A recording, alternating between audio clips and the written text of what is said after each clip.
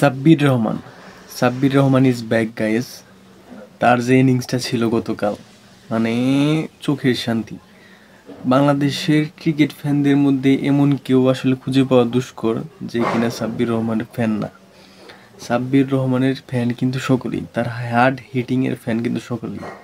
তো তারা কিন্তু যখন সে মানে মাঠে থাকে তখন কিন্তু সবাই কিন্তু মনে করেন যে দলের বিপক্ষের সবাই কিন্তু মনে করেন যে তাকে চেয়ার আপ করে। কালকের একটা ইনিংসে তার যে ফ্যান, তাদের আসলে চোখ জুড়িয়ে গেছে, মন জুড়িয়ে গেছে। কারণ এমন একটা ইনিংস সে খেলেছে, বিধ্বংসী ইনিংস, মানে যেটা তার নামের সাথেও যায় এবং তারা ফ্যানরাও কিন্তু তাকে ওই রকমই দেখতে চায়। এরকম একটা ইনিংস খেলেছে। কিন্তু 80+ একটা ইনিংস খেলেছে, সেখানে ওভার বাউন্ডারি ছিল 9টা। ভাবা যায় 9টা ওভার বাউন্ডারি ছিল এবং সে মাঝের 7টি বলের মধ্যে 5টি বলে ছক্কা মেরেছে। যেখানে ঢাকা ক্যাপিটালসে 140 করাই মোটামুটি অনেক কষ্টসাধ্য ছিল, সেখানে কিন্তু সে 180-র কাছাকাছি একটা তাকে ইনিংসে তাদেরকে ঢাকা ক্যাপিটালসকে নিয়ে দিয়েছে।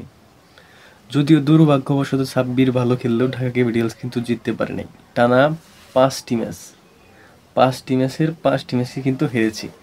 যদিও আগের বার প্রথম একটা ম্যাচ জিতার পর তারপরে কিন্তু তারা হেরেছিল, কিন্তু এইবার আর সেটা হয়নি। তারা টানা হেরেই চলেছে এবং তাদের হারার মূল কারণ হচ্ছে তাদের বোলিং লাইন আপ এত বাজে। মুস্তাফিজুর ছাড়া ওই রকম আপনি বোলারই পাবেন না যে তাদেরকে ম্যাচ জিতাইতে পারবে। মানে এত বাজে bowling line up. Batting line up যদিও খারাপ, কিন্তু কালকে সাব্বির রহমান সেটাকে কিন্তু পুষিয়ে দিয়েছে।